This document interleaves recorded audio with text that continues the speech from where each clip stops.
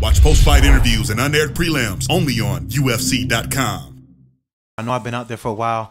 I knew Tito was going to be, you know, kind of trying to get at me kind of early, so I kind of felt his energy and knew he was going to try to come at me fast. But I wanted to make sure that I didn't rush into anything, and I took the time to set up my stand-up so things went right.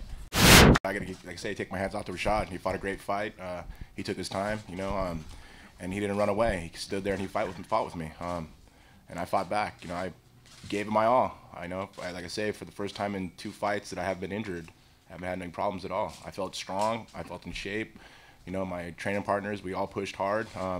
Taking a fight that close, I mean, I could sit there and go, I shouldn't have done it, but I was happy with doing it, you know. Dana asked me if I'd step up, and I stepped up. I stepped up for the UFC. I've been here since '97, and I'm still fighting. I'm still hungry. I still want to fight. You know, I fought a #1 contender tonight on a 2 weeks notice, and I fought my ass off. And like I say, Rashad was a better man tonight. And Tito, I do thank you, man. I appreciate that because the show wouldn't have been what it was if you didn't step up and take that fight. So I do appreciate that a lot.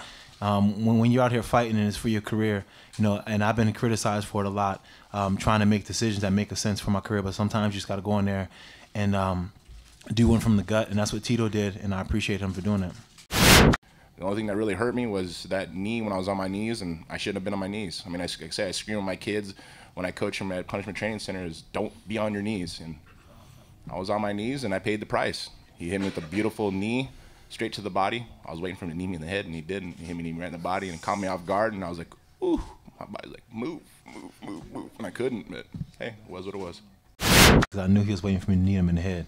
Because the way he stood up, he was like, he took one knee up, and then he seen that I was going to knee, so then he put another knee down, and he was like, okay, I'm going to wait for him to knee me. And I knew, like for a minute, I was thinking knee so much, I almost forgot to punch him.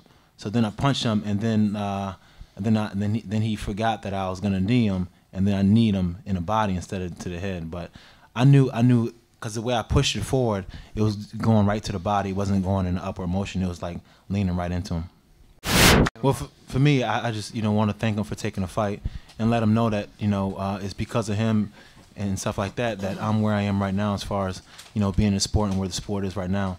And no matter what happens to Tito in his career, Tito will always be a legend. He's always going to be a Hall of Famer. So nobody can ever take away what he's done already. And I have a lot of respect for him for even taking a fight on short notice like that. You know, I was joking around and saying, you know, I felt disrespected, but you know, for him to take a fight like that on short notice, you know, I gained a lot of respect for him, and I always will have it for him.